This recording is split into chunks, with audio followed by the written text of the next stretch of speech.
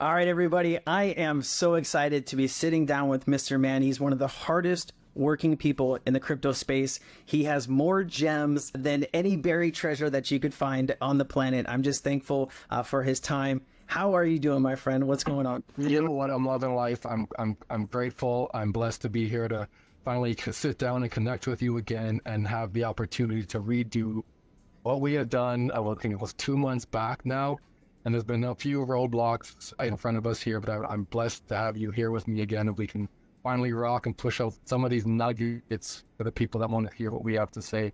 I love it, man. Did you want to do your intro too, or what did you want to do? I most definitely do. Rock and roll, brother. Welcome back to my channel. I am Mr. Man. I'm grateful to have all you guys here with me, and today I have a special guest with me. I got Crypto Sensei. It's been a few months actually since we had the chance to sit down and parlay here, so I feel honored to have him back here with us on our channel, and I can't wait to hear what he has to say to share with our community. The honor's all mine. All right. Let me just start. How's your day going today? It's been a little bit rough, man. My dog actually just injured herself, and we actually went down to the vet this morning, and she actually needs surgery on her rear paw. So that's been an emotional day, but got to get back, got to start recording stuff. Just thoughts and prayers with Luna here right now. And other than that, man, just rocking and rolling, trying to understand where we're going here in life. But how are you, brother? How's it going with you? You know what? I'm doing good. As we were talking about off mic, I'm just sitting here with my bowl of popcorn, not actually like yourself. I got my water bottle here, but figuratively speaking, just eating out of my bowl of popcorn, just watching this fiasco unravel. Like, it's just, I don't know, like, we're out of the word of the day. You ever watch Pee Wee Herman back in the day?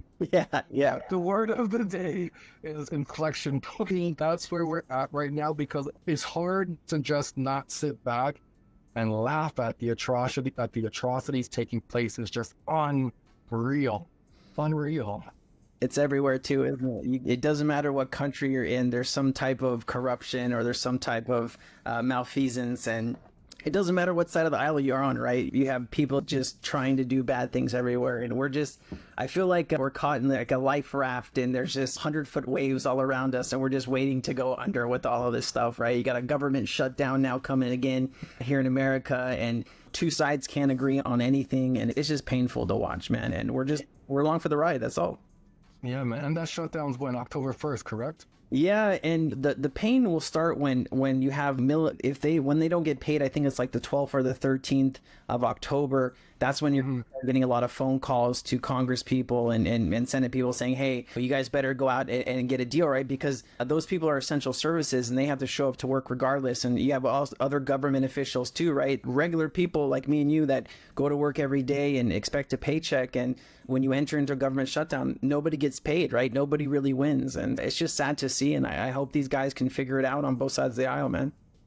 So for yourself living in America, where can you see something like this going? Like, I can picture a few things, but this isn't something like we've lived through it through Canada, but it's not on the scale and magnitude as it is in America. So what is this like for you living there? Like, I understand you're in Hawaii and not in the heart of America, but I know you feel it as well out there. Well, you know what? Some of the most military people, right? We have some of the biggest bases here in the Pacific that really guard America's interest out here. Regular people, I live in a building. There's a lot of military people that live in my building. And I feel for those people because those men and women, they go to work every day and they protect and they serve and they do everything that they can to make America better. And when you take a look at it, those are the people that end up getting hurt, right? Because they have kids, they have families, they have a livelihood, they have car payments, we have rent and mortgages, right? And what happens when comes the 1st and the 15th and they can't get paid? Those bills don't stop. And so some of those people live paycheck to paycheck. A lot of those people live paycheck to paycheck. And those are the people that are going to get hurt the most out of this as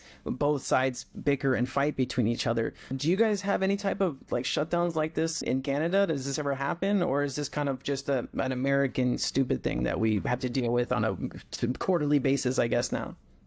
We experienced it too, but not to the extent that you do. I want to say it happened, was it last year or the year before, during or just after COVID? And me living where I live out in northern Ontario, I didn't feel the effects and I didn't feel any ramification in terms of after effects from it being this far. But I'm sure others living closer, like in Toronto or Vancouver's on the other end of Canada, but I mean in the city centers itself, I'm sure they felt whatever was going on there. In terms of where these shutdowns are leading and not having the government being or doing their job, what they're paid to do when they're not corruptly stealing money, and they're trying or supposed to be doing something and not bickering and complaining between each other. I want to say that it's going to lead to nothing good, man. Like, it's not going to lead to anything good at all. As we were talking about off camera, there was a Senator Menendez, him and his wife. Was he indicted for that, or was he just taken in? I think he indicted. Yeah, I think process of him being indicted, and I haven't really followed that story too well, but when he's got gold bars like you're saying in his closet and piles of money, usually you keep that stuff in safety deposit boxes when it's official and other gold. But hey, the reason you keep money in the closet like that is if you need to run. And I don't know, man, it just, I guess more facts will come out and different things. But if you look at both sides of the aisle, man, there's just so much corruption. It's sickening to keep up with it all.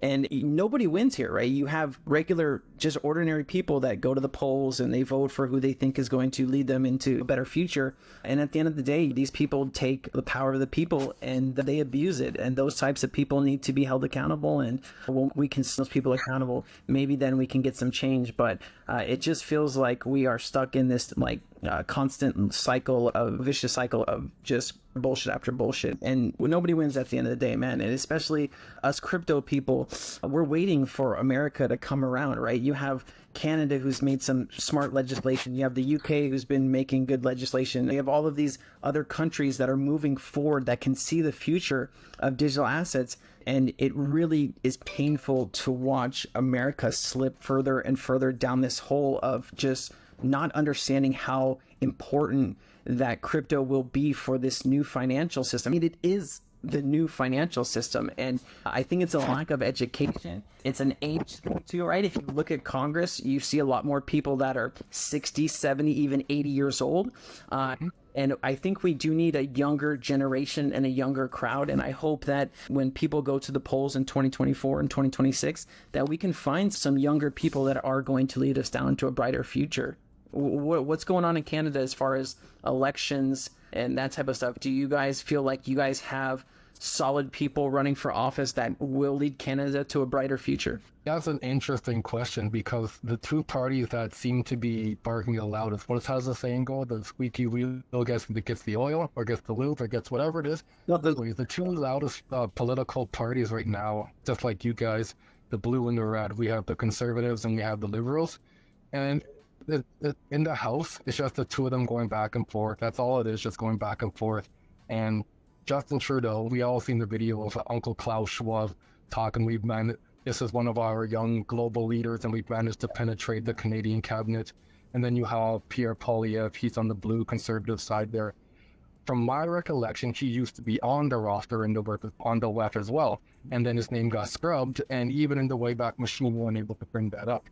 And he goes on and won't denounce the left, but he says if anybody's name is found at the left, they will be fired. But he doesn't own up to what the accusations are against him.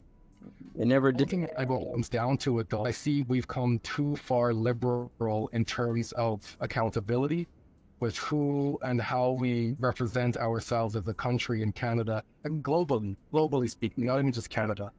And it's come too far now where I feel like the pendulum's going to swing really hard and really fast with a lot of force behind it into the next side. And I don't think it's going to take too long before it gets to the other side there and we reach a tipping point, whatever that looks like, too good, bad, or indifferent. But I definitely see something happening very soon, especially with this shutdown that you're talking about there. Because ultimately, when it's said and done, like, America leads the world. Yeah. America is hands down. There's no question about that one. Where do you see economic forum, Klaus Schwab, this whole idea of the Great Reset? Because that's who's pushing this idea, right? And do you see that actually happening down the line here? Do you see the entire system has to shut down, people lose because that's really the design of the Great Reset, right? And a lot of people and a lot of value goes really to nothing, and then this all comes onto this new whatever digital age, or as this value gets moved. What do you think is going to happen with that? And I wrestled with that one for quite some time. Like, I'm going to talk about a few things that some people may or may not know here now. So I've heard of Nasara Jasara. I've wrestled with that in the early stages. I'm like, maybe. So I don't know, maybe. With that one, I sit on the fence and just keep my ears open. I don't close myself off to it. If it's true, fantastic. If it's not true, fantastic. I have chart things go to 0 too, and I'm like, maybe, but then I couldn't just see everything going to 0, then there's no economy and that'd be nothing. So what I do see is the coexistence. They talk about this in Canada and US, and the ECB out in Europe there. They talk about coexistence where we're on the SWIFT system, because Canada uses the SWIFT system too to get our funds over across the sea there. So we have the SWIFT system, which is the global messaging system, and over here we have the new ISO messaging system with the rich data here, and they're both holding each other up right now. So for myself in aviation, when we have a new system coming in, and we're going through huge changes right now because of the changes taking place in the world, aviation's a heavily regulated industry. So what's going on in the crypto industry, I feel that in my day-to-day work. So with our old system being held right now, and we're trying to transfer data and information over to this system here, there's no way anybody would ever allow me or anybody else to let this thing go until we are sure that we are confident in this system here, and everything that's over here is over here. And this thing never goes away. It might become old and archaic and fraying and falling apart, but it never goes away, because if you ever need data that never made it onto this one here, this one's right there. Yeah. And then eventually you'll get to a point where they stop supporting it, but it's still working, even though it's unsupported. I see something along those lines. I can't see an economy going to 0, just going to 0. It might go damn near close to it, but it's not going to 0. You know what's really interesting about all this, though, is because how long can you kick the can down the road? America right now is paying $3 to $5 billion a day just in interest on the national debt, right? And when you look at the number of 33 trillion, and you're entering into 2024 where you're going to have another election year, basically you're going to have a rematch of Biden versus Trump, right? Nobody really wins that, but the economy, the yield curve has been inverted now. If you look back in history, anytime the yield curve is inverted, where you have short-term rates are lower than long-term rates. Wait, did I get that right? Or short-term rates are, usually when you're financing something longer term, you have higher rates, sometimes lower, you have lower rates. But when the yield curve is inverted, 15 months after is the average that usually the US or the economy enters into a recession. And that is October. The yield curve inverted in July of 2022. It's just interesting to see, if you look back in history, where we're actually heading right now. And I think it feels like a recession.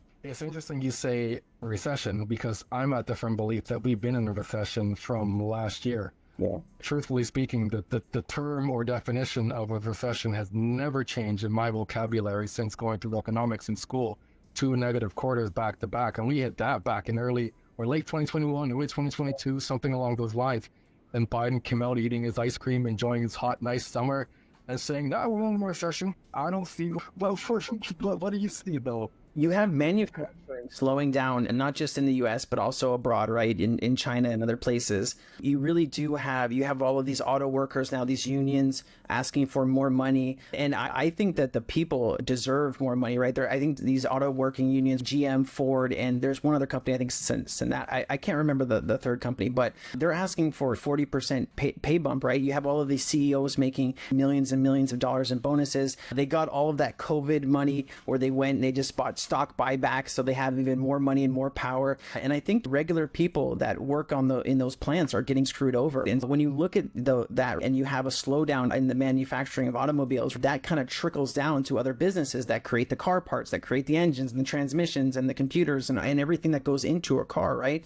And when you have a slowdown in that, factories and other people have to lay off trained, really solid people. And I do think you're going to have a steep rise in unemployment as we enter into the next 3 to 6 months. You still had a lot of factories pumping out stuff for the Christmas boom. You have student loan repayments in the US. There's 40 million people that are on student loans. 20 million people actually were on this kind of student loan pause. And so that continues now in October. So the average payment on student loans is $400. So you're going to have a lot more people that are not going to be able to spend money, because now that they're having to pay all of these other things that are coming up. Everything is screaming right right now to me that we're going to get into an official recession. But then I wonder, is the Biden administration going to allow that? Are they going to say, hey, maybe we'll print more money and create more stimulus so we don't get into recession so I can get reelected? And that is where I'm thinking this might be going, because even though inflation right now, core inflation is around 4%,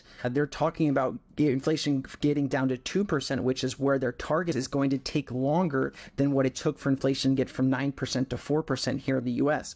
So it's really like up for grabs what is going to happen. And so I look at all of these different factors, and it's pointing to a worldwide kind of slowdown, and people are not able to borrow money right now because rates are so high. You have $1.5 trillion worth of these business loans where these companies have been financing these office buildings and this office space. They're not going to have money to redo all of this stuff. And I don't know, man, it looks like it could be pretty bad for the US and for all of us going forward. I hear a crackling. I'm not sure if that's my mic or if it's yours, but I'm at the firm belief too, along with this. Sorry, I don't know what's going on with this camera thing. Let me put another card here. Give me 1 second. It's always something with everything, bro. Hold on, let me just press play. Yeah, cool. Well, you have a firm belief? Hit me with that again. I have a firm belief that there's going to be a lot's going to get a lot deeper than even what you explained. And those are valid points, but I'm a real estate investor and following real estate itself on a global and micro scale, global and micro, on a macro and micro scale there. Looking globally, like in the US, the CMBS, commercial mortgage-backed securities, are you familiar with that term? I hit people So commercial mortgage-backed securities, what it is commercial mortgages. You have, say, a commercial mortgage of some sort. You're an entity with, say, one of those towers, those working towers downtown, those big towers.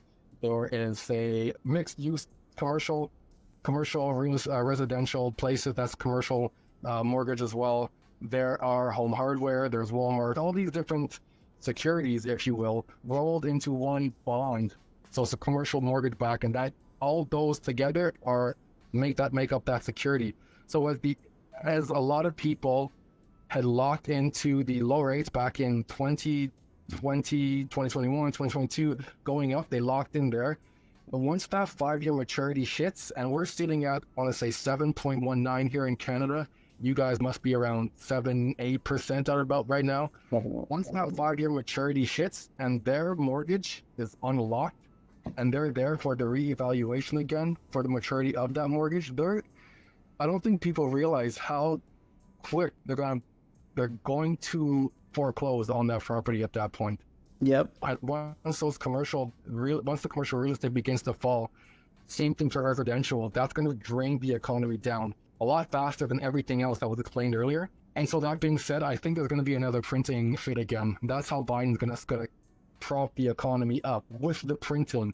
There's going to be so much money. I think at that point, that's what's going to break the back of America. And then come Q4, when the bank earning roll call comes out, oh man, it's just going to be dangerous when they didn't meet their targets. Well, a lot of people don't understand that 70% of these loans are actually regional smaller banks, right? They're not the big HSBCs and their Citibank and their Chase. They're actually these smaller banks, right? These local banks. And yeah, as you said, over the next 12 to 24 months, or maybe 12 to 36 months, you have this $1.5 trillion coming up, and you have rates that used to be 0.5%, 1%. Now they're 7 or 8%. How do you pay triple the mortgage, right? Or quadruple? And a lot of these loans, like you said, they're balloon loans, right? Where you're just interest, and they plan to refinance it and kick the can down the road, but they're not going to be able to do that. So what happens to those companies, right? You have companies that are going into bankruptcy at higher levels, and it's getting to the point where we're looking back in 2007, 2008, and that is, like you said, it's going to hit not just the business side of the real estate, but also the residential side. And that's where a lot of people's money is, right? That's where they go and they take seconds out on their home, or they take loans out and things like that. That's where a lot of these people's real money is. And if that tanks and goes down, that puts everybody at risk. And I think you're right. I think the only way out of this is to print more money, but can you actually kick the can down the road? Because you're already at 30. If you print more money, it's going to be another $5 to $6 trillion. Now you're going to be at 40 trillion or higher. So what is the interest looking like on that for the US? And man, what do you think about China's economy, right? Because you have Evergrande and then you have Country Garden, right? Country Garden, second biggest, and they're looking at probably bankruptcy too. And combined together, $500 billion bankruptcy, right? And that is going to hit hard too, because what is it? You have 25 or 30% of the total people's wealth in China is actually in real estate. When you have in the US, I think it's about 16%, but in China, 25 or maybe 28%. And what does that look like for the Chinese economy? And because that's over 1 billion people, what are they going to do? And I think there's more pain to come as far as that goes as well. Unfortunately, so I see a similar outlook to you in regards to China and America. I think that the mic popping right now is on your end. I stopped recording on my side here, so we'll just have the one recording on yours. So whenever you're speaking, I hear like this crackling there. But in regards to China's economy, they're going to feel it bad too. When I found out about the Evergrande and the Country Garden, it was I had a hard time swallowing that news. Oh my God, this is massive. And to think how it's going to end, it brings me back to a few months ago. Yeah, a few months ago, I had rewatched The Big Short, and I was like, oh my God, and I even posted a snippet of this. I'm like, we are reliving this again, reliving it. And I wasn't able to see what was going on at that point in my life. I was more focused on going to school. So to be here now, to have the privilege and the honor to be chatting with you about this, living through this right now, and bringing this information to the people that can hear our voices, I feel honored to be able to see what's going on and to capitalize on it. At this point, all I pray is that my decisions to what I had invested in, based off of my research and what the knowledge I have gained from this, I pray that this does what I foresee it doing. Because I've heard people say, and even I had ethical questions with this too. Like, you're investing in wealth products, you're investing in Bill Gates, the Gates Foundation, and other things like that. And do you agree with this? How can you live with this? So I'm like, I don't agree with it at all. The way I've been able to be okay with it in my life, I had to take a step out of my frame of reference and then open my viewfinder at that point and then say, you know what? These things in my life are out of my control. I can only control the things that are within my control. And irregardless of my decisions, this is going to happen. So it's going to happen, and I'm aware of these things happening. Why not just go along for the ride irregardless? Not to say that I condone this or I agree with it, just why not? If I can pull off a Robin Hood, steal from the rich and give back to the poor, then why the hell not? You know what I'm saying, man? I love it, man. There's very few people that understand this on a macro level like you're talking about, and it's a lot of fun to talk with somebody that kind of can see what I see and where we're heading. What are your thoughts? Like, let's talk a little bit more about crypto, and we'll jump off the economy for a bit. What are your thoughts about this ISO migration in November, right? You have Citibank, you have Chase, you have Swift. They're all telling these banks, don't wait to 2025. Upgrade now, update now. Where does that leave crypto in November? Do you think we're going to have a good Christmas? Do you think these banks actually will start using crypto for settlement, or do you think we're still a ways on that? And that's a really good, interesting question, and I'm grateful you asked it. I'm excited here, grasping my hands because you asked that. But what I see by November, like in terms of switching over from MT to MX ISO messaging at this point, the banks have no option but to switch over to ISO. The FIs, the SMEs, they have no choice but to switch over. And in 2023 November, ironically, or should I say coincidentally enough, the IMF and the FSB are coming out with IOSCO and IOSCO and CPMI. They're coming out with the global stablecoin standards at that point. Yep. And ironically enough, in 2025, that's when they're having their re-evaluation. So in regards to waiting till 2025, they don't have the option to wait till 2025. They must be on it by 2023. That way they can smooth things out leading into 2025, into November, when the global stablecoin re-evaluation at that point is in existence. And these entities must adhere to those regulations that exist. And no, I don't believe CFTC, and no, I don't believe the SEC are real regulators. They are regulators for the you and me of the world. When you have entities such as the FSB was created as a regulator, the OECD was created as a regulator. These standing setting bodies are the real regulators. the IAID, the IAD, the BCBS, the BIS. Those are the regulators. The CFTC, SEC, they're there for us to hinder what we can and cannot do. What are your thoughts on it now? Bro, it's music to my ears what you're saying here. The IOSCO, they represent 90% of the globe for securities market for regulation, I think. And it's just another standard set bonding into the Financial Stability Board. It does feel like they are moving and making more progress in the crypto space and pushing the goalposts forward, and they're moving the ball forward. And without those standard bodies, without the globe working together, I feel like crypto would be at a total loss here. And I do think November will be an interesting time because you finally have them on the right messaging, right? The rich data messaging where you can use a digital asset for settlement. And it's like, who's going to be the first, right? Is it the chicken and the egg scenario, right? What came first, the chicken and the egg? So it's like, what bank or banks are going to start using this? Because once you really have 1 or 2, 3, 4, 5 banks, right, you actually get a tidal wave of banks after that, because now you're at a disadvantage, right? Because you're able to instant settlement, you're able to take all of that money you have locked up in these Nostro accounts, and you're actually able to use that money to not only fund banking operations, but new loans, new operations, better customer service, new services for customers, right? It's just a very interesting time, right? And I do think we're closer now than we ever have been. So yeah. I'm sure laughing as you say that now we're eliminating Nostros. I think the reason I'm laughing because I was reading about the RLN that Citi had put out, and they were talking about it, and they were like, yeah, we've digitized this, and now we have digital holding it, digital Nostros. And what? How would you do that? What was the point of, where is the innovation in this? What? You just took what was hindering banks before and financial institute and made it digital. You solved nothing. It's still a digital silo, right? And that's the whole thing, right? You're just recreating the same problem that you already have. And Citibank, I was just watching last week, I was playing some clips for my community, Tony McLaughlin from Citibank. He's a really interesting fellow, and he was doing this, it was May 10th and 11th. It was, I can't remember the event that he was speaking at, but he was sitting next to a guy named Ben-Hur or something like that.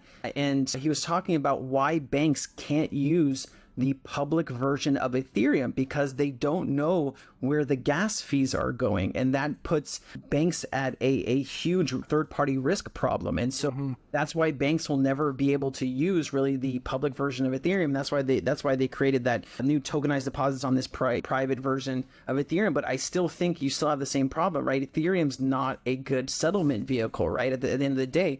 And when you have something like an XRP or an XLM, why on earth would you ever use Ethereum, right? And I just think that as we move closer to ISO and the mass adoption, I think that once you get a handful of banks really starting to use technology, it puts pressure on them all.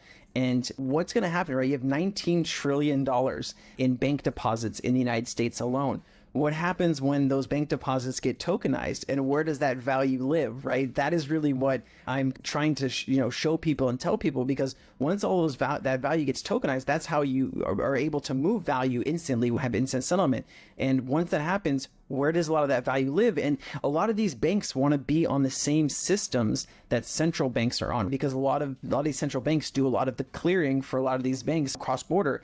And so when you see a company like Ripple working with 30 plus central banks, you feel like other banks are going to be like, well, if it's good enough for Bank of England and Monetary Authority of Singapore, and it's good enough for the banks. And so I do think you're going to get more adoption as more CBDCs roll out. And I think that 2024 is going to be an even more incredible year for crypto information at large. And I think we're going to be very busy. Absolutely. Just earlier today, I put out, have you heard of RTGS Global?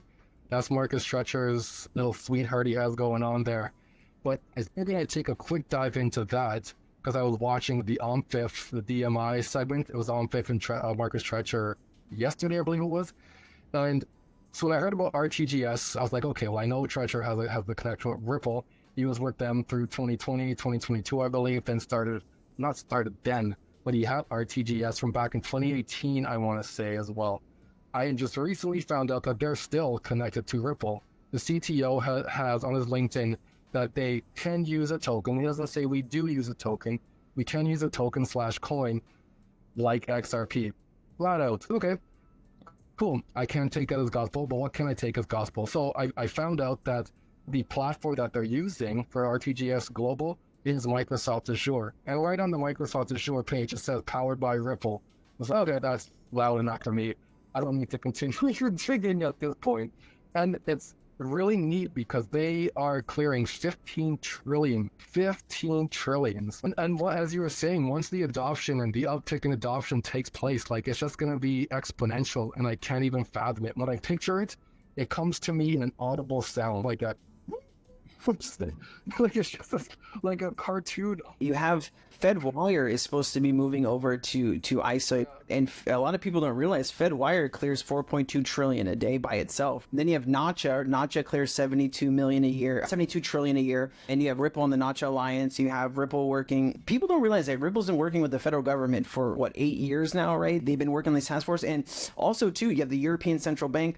That they're going to be maybe deciding on what they're going to do with their CBDC next month, because they had a 2-year timeline, and that's up in October. And it's going to be interesting to see what Christine Lagarde does, because we know I've had multiple clips. I played multiple clips on my channel of Christine Lagarde mentioning Ripple and Circle as disruptors in the space. And we know from that meeting where you had Brad Garlinghouse you had the guy from the IMF, you had Ross Leckow, you had Christine Lagarde, and you had all those like bank and board of governors in that same room, right? Where it's like that famous picture. We have Jess Chang and we had Christine Lagarde, and we're also like, you have all those people in that photo, right? And so you wonder, they're working off a roadmap and a game plan from 2020, right? And so winners, in my viewpoint, have already been chosen, right? A lot of people say, oh, this new technology is going to come along and be adopted. And it's, guys, you don't understand that banks will never adopt something instantly. It needs to go through like years of sandbox testing, right? They need to really make sure that this is like a legitimate technology. And then you have Ripple, they have AML, anti-money laundering, you have the counterterrorism checks, you have sanctions checks, you have all of these things that actually go into a payment that people don't realize that has to happen to really send that payment. Because if you send a payment to a bank that's under sanctions, you could be looking at jail time or millions of dollars in fines. It just makes me more bullish that the last 4 years of my life that I put into researching digital assets, that we're getting to a point where we're almost going to be proven right about all the stuff that we've thought and that we've been working towards these last couple of years. Yeah, after you use a good word there, good words, good phrase, proven right. And I want to say, I feel that we're there already, and not seeming cocky at all. But when you hear them say digital assets, or crypto specifically, is the core of the banks, crypto is here to stay. It's not going anywhere. The train has left the building, and that's not even just a Rosie Reels phrase. Like, that's said amongst them. Yeah. Whether them or it's said amongst them. And to hear those things, okay, at least I know I'm in the right place. But who's smooching with who? And people like to talk about the war going on in Ukraine right now. Not the real war that's taking place right now. But at the same time, a lot of people have a hard time pulling themselves out of their human vision from what they see and just stepping back and using the mind itself. And like coming out of your human self, block off the lies, and just think and stop and say, okay, well, what's really going on? And to know that all these drinkers are behind the scenes shaking heads. Hey, man, you want to come to the barbecue I'm having on Saturday? Yeah, of course you can bring little Sarah. Bring them all over, man. We're gonna see you. We're rubber ducky. I got my tool open. We're behind the scenes. These bankers are funding this war going on from every single angle. Whether they're working together just to get this done, and because they have to meet their mandate, or there's something else that I'm missing in regards to why they have to work together right now, or something negative or adverse can happen. I don't know. All I can do is speculate, but to know that they're all like that picture you were talking about with Christine Lagarde, that was Tobias Adrian from the IMF, Brad Garlinghouse, and a few other people that were there. Like, these are the people, you know what I'm saying? They know each other, they hang out with each other, they walk with each other, they lockstep with each other, they parlay with each other, they hang out. Like, they do what you and I are doing, but without the camera. Yeah, man. Call it a spade. I'm not trying to be a conspiracy theorist here. I think conspiracy theories are great, but ultimately, conspiracy reality, I'm just trying to put the puzzle pieces together here and state what I see. I'm trying to put the facts together. That's it. I'm just creating a theory based off of the puzzle pieces in front of me.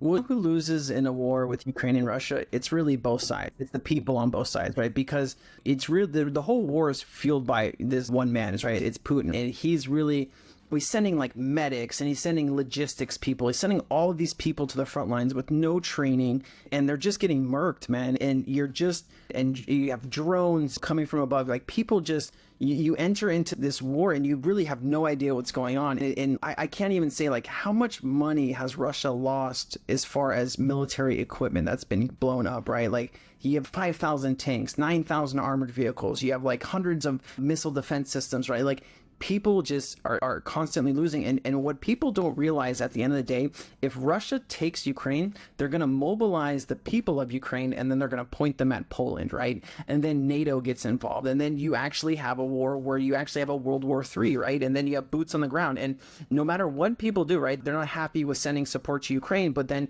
if this all takes place and Russia takes Ukraine and then invades Poland, now you actually have American boots on the ground. You have Canadian boots on the ground. You have our friends and family members who are going to be on the front lines. And then that's going to be a whole nother situation, right? And so it just feels like nobody's really winning at the end of the day here. It's the people on both sides that are really suffering. And this whole thing, Ukraine's going to be messed up for years and years to come.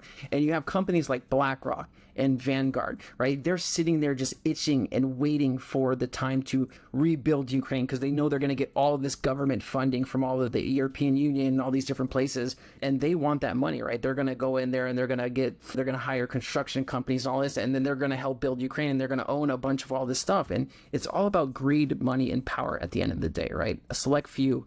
And that's who's pushing all this whole agenda, in my opinion. You could be right. You could be wrong. I honestly, I try my best not to follow the war in terms of who's winning or what side's doing what, because I find it disheartening. At the end of the day, like, I consider myself an empath, and just feeling all of that is just, it's way too much. I know I only have I have a cap on my emotion that I can give out. And then once I reach that, I go in and I want nothing around me at all. So I'm like, this is too much. Yeah, but just good. Yeah, no, just no, not right now. I've reached all I can reach, all I can feel for today. It's just like just saying nobody wins in the end. Like, it's a meaningless war that doesn't need to exist, and the digitization can happen without this war happening in our real world instead. But they prefer not to be transparent with what's actually going on. So we heard in the end, and not a single one of their kids is in the front line trying to defend their country. Yeah. And it shouldn't be about a country, because ultimately, when it comes down to it, we are the human race. Yeah. I feel like I'm getting choked up here right now. Like, we're the human race. We're made to be put one against the other, man against woman against man, child against their mother, religion against religion, culture against, just at every angle. Yeah. And it saddens me that people have a hard time seeing and recognize this for what is actually taking place. But they're too busy caught up in there. They don't know if this is what's right. And the hubris of them that they have no way of stopping this to even have and hold a conversation to allow another point of view in. Not to have to say that I'm wrong, but just you can say that, you know what, I see what you're saying and it makes sense. I may not agree with it, and we can agree to disagree. It's just the conversation's locked off immediately, and they're right. And the minute you can't have a conversation to not alter someone's mind, but just to allow and interject something else into their frame of reference, when they have a difficult time allowing these things, you know there's a lie in this conversation already. Yeah, I think the polarization is gotten to be, and they believe in something, and then it's like that for the rest of their lives. They cannot change their opinion, they cannot change their view, and they won't listen to the opposite side, and it turns into a battle, and it turns into a fight. And I have strong opinions, and sometimes my emotions get the best of me, but I'm always open to listening to the other side and trying to change my opinion, right? I don't want to ever stay locked into something. I want to be able to be flexible and understand what the other side is coming from. But I think we've all entered into this phase where I'm not wrong, I'll never be wrong. It doesn't matter what anyone says to me or whatever the facts are. This is my opinion, and that's law. And it's just, I think social media and the internet has sped up people being just on different planets, and it's sad that we can't come together as a race. And I think you're going to see, like, over the next maybe 5, 10, 20 years, you're going to see more information coming out about aliens and space and this and that. And it feels like that's the only way we're ever all going to come together, unless we're actually fighting or dealing with an existential threat to the entire planet. That's really the only thing that's going to be able to bring us together as a race of human beings, I think. I agree 100%. And just to segue into something else here right now. Sure. How about that new stablecoin, the Euroc by Circle, with that one? That is sweet. It is so sweet. I've been following it when Stellar first came out with, like, not Stellar was it, but they had that CBDC out in Ukraine. Yeah. And that were the trial, if you will. Well, out of nowhere now comes the Euroc, and I'm like, oh, this is sweet. That worked out. Everything was great. Here we go. What are yours? You like Stellar, you like XRP, you like Ripple, obviously. What other projects are you passionate about at this time? What is really driving you? What are you looking at? I like XRP. I like XLM. I'm lying. I love them. XDC. Oh, I love me some XDC. I follow what's going on in Europe hard. I've learned so much about English law and the different bills becoming acts out there and how they operate and work. And the House of Lords is just uncanny. And XDC is like all over that through the WTO, GSBN, the IFA. It's just massive out there. XDC is one of my tops as well. I love me some algo. Quantas and Gilbert. Yeah. Network. I've got to give it up to them. I don't talk about these other guys enough, but Ripple to me is king.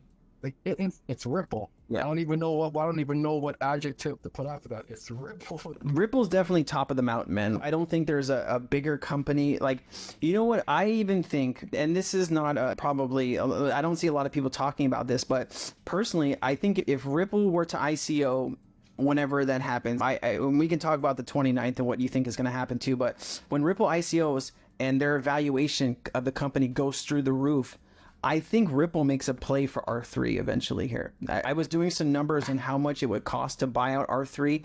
You're looking anywhere from like 1.5 to 2.5 billion dollars at this time. R3 just did a 50 million, I think, is it euros, or I think 50 million euro raise. The two companies that actually gave them money, one of the companies actually using ODL, which is funny, Ripple's ODL. My body and my soul feels like they're going to make a play for R3 eventually here. And if they do, I think that would really just, I think the game would be over at that point. I think people could not, because you still have the haters and you still have people that don't believe, and you still have people that maybe aren't as educated as me and you are about all the stuff that's happening. And I think that would put that final nail in the coffin for just Ripple's global, just supremacy in the crypto space. It's a very neat concept there. Go after R3. I hadn't put that in my head before. I think because Ripple's evaluation right now is they're selling stock is about $9 billion. And I was doing the numbers on R3 is about anywhere from 1.5 to 2.5 billion. And I know that's a big kind of whatever, but you have to look at what is R3 destined to make here in the long run. And I think they make a play for it, man, because they're putting the pieces on the board together. They bought Medico, or they partnered and they Forge, and I think Ripple is really lining up, and I think that would be the last piece that they would need to just global dominance, man. I really do. I just had to hit record again. Anytime. Words. But yeah, man, anyways, what do you think is going to happen on the 29th? You think it's just a party, or you think it's something more than just a party for Ripple? So I would like to think that Ripple would IPO, but I don't see it happening, not yet. I don't see a reason to celebrate yet. Some people might say XRP has clarity right now. I don't consider that clarity. I consider that knowing one side of the spectrum. When it's a multi-angle thing, if it's not a security, then what is it? That's the thing. And then when you have what it is it defined as to have an understanding of what it is? So did anybody say that there's going to be an announcement there at all, or is it just a party? Because, well, you have all of these. I hate these quote unquote new crypto basics, and these new kind of, they take a tweet and they turn it into a news article, and people take that law and facts, and you have to sift through what is actually real and what is not. And so you see a lot of these articles where David Schwartz is saying that, or these things are quoting that David Schwartz is saying that they're going to IPO, but I don't know if those are legitimate sources. And I don't know, man, like, There's Chris and Brad are still in the lawsuit, and you do have the SEC meeting the day before to talk about the Sunshine Act and some other things that go along with that. But I don't know, man. It would be really incredible to see something like that happen, but I just don't know if we're there yet, technically. I would love to be wrong about that, but that's interesting. The Sunshine meeting is the day before, because today and yesterday, September 26th and 27th, Ripple was out in Tennessee, I want to say, for the FPC meeting, which are the Faster Payments Council meeting. Just for the people who aren't aware of the acronyms, I like to put the whole word in there, that way people have no understanding when we do use them. But yeah, they had a meeting out there, and I want to give a description of what it was, but I have so much in my head that I don't remember what it actually was about. As soon as we hang out, we'd be like, oh yeah, that's what it was. That's what they were going there for. But what did you hear? Did you happen to hear about that at all? I didn't, man. And now that you said it, I'm going to have to go ahead and research it as soon as we get off the phone and see what's man. Yeah, I wonder if it's on, what's it called? Ripple, or is it Brad going to Tennessee? No, it's not Brad. It's, I can see the name. It's a Thelen, Thelen, I think. I don't know this person, so his name escapes me. But yeah, they're definitely going to the Faster Payments. Here you go. Hold on. Faster Payments 2023 Fall Member Meeting, September 26, 27, 12:30 to 3:30. Oh, you have BNY Mellon, you have Currency, you have ECS Fin, Finsley, you have MasterCard, Wells Fargo, Trustly, the Clearinghouse. I don't see Ripples anywhere here, though. But yeah, I'll have to dig into this as soon as we get done here. That's interesting. What do you think is going to happen as far as Basel framework, right? We know these Basel framework reforms are coming, right? And a lot of people don't understand we're still in a speculation market. We're not in a utility bull market yet. We still are waiting for global regulation, right, from the G20. And we're still waiting for Basel framework to be updated so banks can actually custody crypto assets, right? Right now, banks have to, if they're going to buy crypto, they have to go through a partner where the partner actually custodies their assets, right? But sooner or later, you're going to get group 1 assets, group 2 assets, and banks are going to be able to hold, obviously backed up by dollars or euros or pounds or whatever. But do you think Basel framework and reforms will be pushed forward for adoption sooner than later, or do you think we're still on this like timeline where it feels like different countries are updating at different times and different things are happening? But what are your thoughts on Basel? Because I know you do a lot of research on Basel. So before I give my thoughts on that, do you mind, you and I are aware of what it is, but can you give a brief explanation of what the Group 1 and the Group 2 assets are under the BIS Basel framework then? I'd have to pull up exactly what it is as far as what Group 1 and Group 2 is, because I read it all the time and different things, but it doesn't specifically say stablecoins and just that fall under Group 1. I think I wish I had it, man. Do you have it? Do you know? Yeah, do you mind if I? So a Group 1 asset would be something that a tokenized asset, essentially. That's a Group 1A asset. A Group 1B asset is an asset with a stabilization mechanism. They call it a reference asset or a pegging mechanism. And then you have the Group 2 assets, which are those that don't fall, like algorithmic stablecoins, or those that don't have a stabilization mechanism behind them. So which is what called the collapse of Lumina, that was 2 years ago now? Yeah. So in regards to the Basel framework, it's going to be interesting when it comes, because we have the US that needs to reach their implementation, which is in 2025, I believe it is, and theirs is known as the end game. The Basel III end game is what it's called, and I believe theirs is coming for 2025. They've already started the implementation, and they have to hold, I want to say 75% RWA risk-weighted assets, whether that's gold, silver, bonds, whatever it is, backing up their deposits at that point. Yeah. It's not 0% anymore, so they have to immediately somehow get to that 75% for that single entity. And then when they finally reach Basel IV framework, this is where it gets interesting, because now it's not just this is the framework across the playing field anymore. It's, I'm a bank of Mr. Man now. I have to reach my own 75% of my own deposits, and I have to operate within this framework to the best of my ability, adhering to what is put in front of me. And they look at me as an individual now, and same for you as an individual bank, as opposed to we look at all banks the same and you have to meet this regulation. And then in Europe, it's the same thing. They call theirs the Basel 3.1 something or other. So it's going to be interesting to watch all of this unravel for the US and Europe because, well, Europe has bars of gold. US, I haven't seen them flexing with, look at my baby bars. You have Russia being like, yeah, we have gold.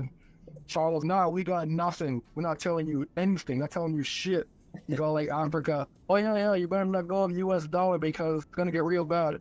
By the way, we got gold bar. It's a rap album or something. What's funny though, and I'm so glad because you laid that out beautifully, man. There's just so much information like going through your head. You just sometimes slip on stuff. But speaking about gold, you have banks buying gold at what 50-year highs. It does feel like central banks, China and some of the other ones, feel like gold's going to be reevaluated here sometime down the line. What are your thoughts on gold being reevaluated? I think the U.S. has 600 billion in gold reserves or something like that. It's not trillions and trillions of dollars. But what are your thoughts on gold being revalued? And do you think that's going to happen?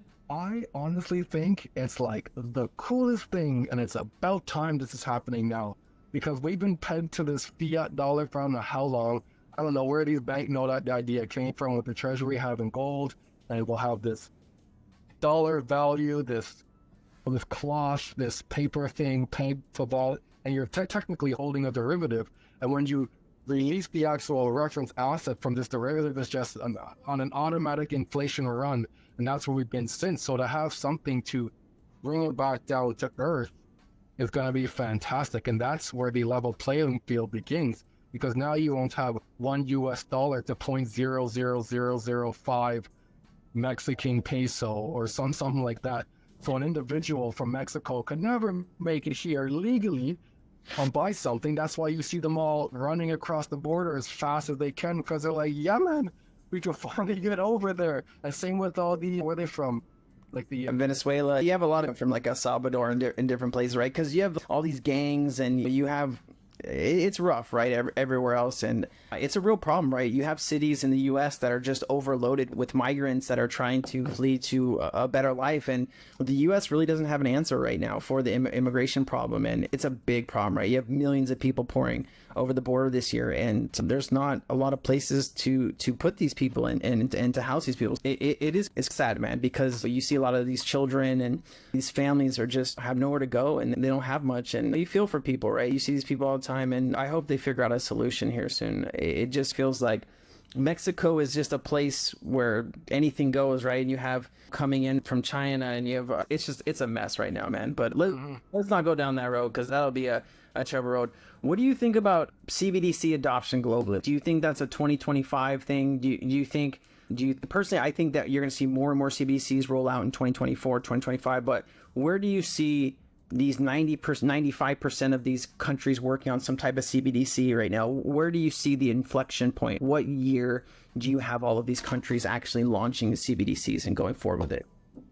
So I want to answer that, but I'd like to preface it first with a question to you that I hope you can answer afterwards, because I've been trying to rack my brain around this and just trying to figure out the concept of what they're putting together. And that question is, what is a CBDC? Like, we talk about these CBDC, central bank digital currencies, how they're going to interact with our lives and what they can and can't do. But I've been racking my head on the structure of the CBDC itself, because the CBDC is central bank money. It's not the actual value that's pegged to the reference asset at that point. So what is a CBDC? So to go back to your question now, I think that 2023 will be an interesting year for CBDC, because that's when we have global stablecoins and global stablecoin, not necessarily implementation, but the standards for them. So there's going to be at least a model to adhere to that if you don't meet this, you cannot exist. So to me, I feel that we're going to have coins like BUSD, the tethers, they might scave through it for now somehow by printing their way. But I think they're going to be the ultimate blow up. Yeah. And I don't think it's going to be good. And I think that's what's going to be one of the reasons, if not the reason, if you can reflect on FTX here. And then we had exchange regulations like immediately. Well, we somehow magically have it now. So picture USDT now, same thing. Either the global stablecoin standards come out and USDT blows up, or USDT blows up and then we have standards. But I see that happening in 2025 though, because that's the re-evaluation. So they have to have a reason to say, yes, you adhere, no, you don't adhere, or if you can mold your and shape your business in a particular way to adhere to framework and you adhere. So they have to have that re-evaluation or the audit, if you will, of the company, or a reason to audit to say a company passes or doesn't pass or meets regulation, doesn't meet regulation. So there's going to be a reason for USDT to implode on itself and bring the Evergrandes and the Country Gardens and the China economy down, push it down a ripple through Europe, up over the sea to US and bring down the US as well. But yeah, what are your thoughts on the CBDC and what the CBDC is? Well, a CBDC is just a digital representation of sovereign currency, right? That's basically the definition of a central bank digital currency, right? It's just a digital form of sovereign debt, right? Sovereign currency. And I think that countries are moving towards CBDCs because not only they can have a better understanding, they can print money, they can burn money a lot easier. I think a lot of people get swept up in government's going to control what I can buy and what I can sell. I think with anything, when you live in a country and you are on some type of government assistance, whatever money that government gives you, you're not going to be allowed to spend that money in certain places. You can't take your, what's it, ECB or no, not ECB, EBT. EBT is like food stamps. You get a card and you can go to the grocery store and buy food for your family. You can't take that card to a gun store and buy a gun. You can't take it to a weed shop and buy weed. So you're going to have some type of programmability in any type of CBDC. But a lot of people don't realize that you're never going to have your bank account hooked up directly to the Federal Reserve. It's going to be through your bank, and your bank has an account at the Federal Reserve, right? That's what the entire FedNow system is. And you are going to have digital forms of money, right? You're going to have a digital euro, you're going to digital pound, you're going to have all of these CBDCs. And I do think you're going to have digital SDRs, right? Because sooner or later, fiat money is not going to be an actual thing, right? You're going to have fiat money and that's going to be in museums instead of you using $20 to buy something. It's all going to be digital one day soon. It'll probably take 20 years to actually get rid of fiat money because people are going to go crazy. But you have checks that are going to be disappearing, right? You have the messaging standard for checks that are going to be zeroed out here too. But I do think you're going to see a lot more CBDCs launch. I do think 2025, 2026 is the year when all that kind of like pushes forward. But I just think a lot of people hear a CBDC and they get wrong impressions or wrong ideas. But you're always going to have some type of programmability when it comes to a central bank digital currency that is issued or sent to a person that is on some type of government system. If you're just a regular person that goes to work, pays their taxes, and you make enough income where you don't need government assistance, I don't think they're going to have a limit on what you can buy and what you can't buy. But you never know. They could go down that route. But I just think there's going to, I don't know, man. It's hard to say what's going to happen, but I think people just misunderstand programmability and what a CBDC is going to look like in the future. So I do recall reading that the ECB is going to have a limit to start off of 5,000 euros, I believe it was. Yeah. Because they want to create price stability at that point. And they can't just have people dump the fiat paper money to go right into digital, because this will just, at that point, it will collapse to zero immediately. So they have to do it where you have to hold this still, but you can only hold so much here. That way you have to learn to operate in both places. Like I was saying earlier, holding both in the world still until you can finally let go of them. Yeah, CBDCs, I don't see Canada having a CBDC, and I don't see the US having a CBDC, mainly because they're the fiat sovereign dollar, fiat digital dollar, if you will. But then you have entities like XLM with Algorand, and they create, and an Ethereum one, and they create the QCAD, the Canadian dollar, and they have backing of sorts, and that's essentially not a stable coin, but it could be a CBDC, but not necessarily a CBDC, because it's like, it could be a CBDC, but it could also be a stable coin, because the company that created is stable, and they make stable coins. And then you have USDC, which is a stable coin as well. And of course, the stable coins are the item or the mechanism that has the backing or the stabilization mechanism behind it. So the CBDC is actually brought onto that. The CBDC on a standalone has no value. So yeah, I don't see, Canada had sold their gold under the Trudeau regime. they had sold all their gold back in 2016. So our dollar has been in government we trust for legitimately good in government we trust. So with what happens to Canada during this, I've had a hard time trying to wrap my head around it and try to conceptualize how hard it's going to be for us, because we've been on 100% fiat for so long now. Yeah. So I can't even fathom what that transition was going to be like. Does that make sense? Yeah, no, it makes sense. And you know what, when you were talking, when you were talking about USDT, I agree with you wholeheartedly, man. I think that, just to go back there, I forgot to tell you that I agree with you. I think that's an $80 billion explosion bomb waiting to happen, right? In 2018, 4 people controlled the majority of USDT, and they just print. And I think there's some really shady business going on. They'd never end. I think if that blew up now, it would totally collapse the entire crypto market. But I think as we move forward and as other people and other stable coins get created and more stability comes into the market, I do think USDT is going to implode sooner or later. Like you said, I just don't think it really has a future, because if they really had reserves 1-to-1, why is it so hard to get an audit? And why did the last company that went in there to audit, why did they have to delete all of the things that they did? Run away, right? You really start to think about it, right? And all these people have all this money sitting on the sidelines in USDT, and it's the most scariest thing in the world, right? And I really think that is like a ticking time bomb in the crypto space, and a lot of people just ignore it, or they just don't realize it. Yeah, absolutely. Do you happen to watch what takes place in the House in the US?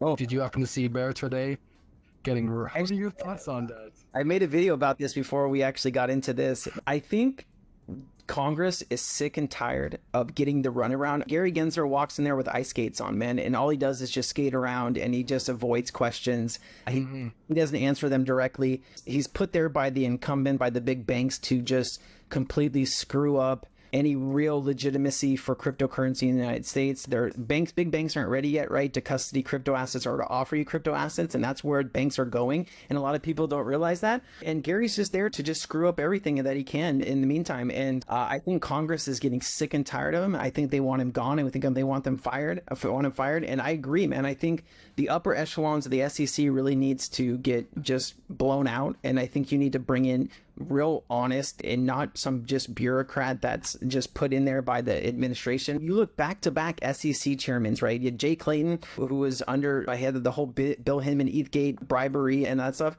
And then now you have Gary Gensler, right? And so back-to-back, you've had just 2 people that have done everything they can to just implode the cryptocurrency market and just not provide clear rules and clear guidance. And I just think it's sad for American businesses that are trying to build in the crypto space. And think about the trillions. We're talking trillions of dollars of future tax money that is going overseas right now because they can't build in America and feel safe enough to do that. And it makes me sick to my stomach to watch this guy on TV on these things, right? And just totally not answer questions, right? They were talking, Patrick McHenry was talking about actually subpoenaing Gary Gensler, so he actually has to answer some of these questions. And that would be the first time, I think, in history that the SEC chairman would be subpoenaed. And I think Gary Gensler's time is limited. I think the Biden administration is going to have to roll some heads before this is all said and done. You have look at like Jerome Powell. He doesn't really seem to get and understand what's going on with the economy. He's just, right now they've been just, what is it called when they're in the in between? They're not raising, they're not lowering. There's a term for it. I just can't think of it right now. But they don't know really what to do with the economy, right? They don't know whether to raise rates another 0.25% or leave them the same. But you look at the stock market right now, and the stock market is only up about a couple percent because of these AI projects, right? Without the AI projects, we would already be in a massive recession because the AI boom really helped keep us out of that. And then you have millennials who are spending a lot too. Those two things, and then the war in Ukraine, obviously, and all the military spending that we're doing, that itself is keeping us, or on just the look of it, keeping us out of recession. But without some of those things, like once the AI kind of craze settles down, which it has been, the stock market is just going to I think the machines are getting ready to offload, and they have been offloading. And I think it's going to be pain ahead over the next 6 months. And I just think a lot of people just are maybe ignoring it and they don't really see it. But I think when the stock market, it goes down, you have the real estate market going down, you have the business side of the real estate, the mortgage-backed securities like we were talking about earlier. I think it's all primed for a really rough 2024 unless they start printing money again. And if they start printing money again, who knows what inflation will look like in the United States. So it's interesting as you say this about Gary Gensler, because he's totally destroying things on the U.S. side of things, and it affects the world. But it's interesting. It's like a very interesting conundrum, because he's also a member with the banks on the Financial Stability Board. I want to say he's playing devil and devil's advocate at the same time for this adoption. So the dynamics behind this are very world, if you will. I don't know how else to put that. That's pretty much it, man. It just makes me sick, and I just don't think we're getting anywhere with who's running the SEC right now, and I don't think we're gonna get anywhere. And Gary Gensler really hasn't had a win. They've had settlements, but never really a win. And with Ripple winning the way that they did, it gives Coinbase, it gives all of these other crypto companies a way to win. I think they've shown what you need to do to win out here, and just think it's a clown show, man. Like you said, and it's painful to talk about, man. It just makes you so sick. Where could we have been with crypto adoption if we had intelligent, positive crypto enforced? Just some rules, man. What are the rules out here? Why do you tell people to come in and register only to use the information that when they register against them to sue them? Nobody's going to come in and register when you're using all the information that they come in and register to sue them, right? It makes me sick to my stomach, man. And I just think Gary Gensler's a terrible chairman, and he's going to go down in history as one of the worst SEC chairmen. How much money was lost in 2022 alone with the FTX, Celsius, BlockFi, all of these crypto companies collapsing under his watch, and he was meeting with FTX, Sam Bankman, as he was committing fraud. If you can't see it to the person that you're meeting, and you can't do the due diligence because you're getting paid off to look the other way, you gotta go, man. You gotta go. Absolutely. Can I make a prediction? I think I need to come off here soon. Yeah. But I want to make a prediction. There was a bill that I was reading not long ago called the removal or exclusion of the term security contract.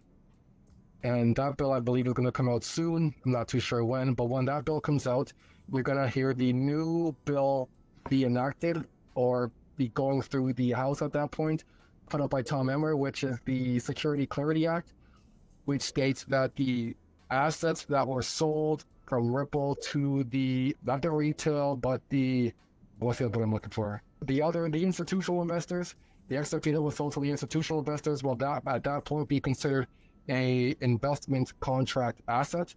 And I come to this conclusion because in 2019, Ripple had put out a policy framework, which states that they would like to see these bills be implemented, and in implementing those bills, they will have an appointee from the CFTC and a few other FIs work within Ripple. And that being said, I'd also posted a document not long ago. It came out in 2000, and it was the consideration for wondering if they can create a single entity or a single body where they help the CFTC and the SEC collaborate and come together at that point, which is interesting because that came from the same policy framework. And I came to this conclusion because India had done that. They had taken their securities government and their commodities government and wrapped them up into one at that point. That's my prediction. I think we're going to follow what India had done there. US is just hanging on the sidelines, and I think they're going to follow what other people are doing and be like, that's a great idea. We don't have to do this. We don't have to pilot. We see it being done. We can just copy it, slash it, grab it, go. I love it, man. I love it. Listen there, man. Like you said, my camera's about to die anyways, and it's just been an honor with you, man. I value this time that we spend together. I learned some things, and it's just thank you, man, for all that you do for the space and the time that you've spent talking with me. And I can't wait to see where we go. And hopefully it's not a couple more months before we can get together again, man, and talk about this, because I think it's important. I think a lot of people will get value from this. And like I said, it's just an honor to speak with you, brother. Thank you. I'm touched. And same for you. I thoroughly enjoy parlaying with you and just getting to know who you are. You're a very passionate person. Once that chord has been struck and you start talking about it, It's colorful coming out, and I can see what you're talking about because the passion exudes to the screen. I respect and appreciate having this conversation with you and allowing me to infringe on your time for this hour that we've spoken now. Honors, So appreciative for you, man. the honor's mine. Thank you so much. And hey, keep doing what you're doing. Thank you for what you do for the space. And I'll see you next time, my friend. Beautiful. Same for you. Hold off after we stop the recording. I want to just chat with you afterwards still. I'm going to stop.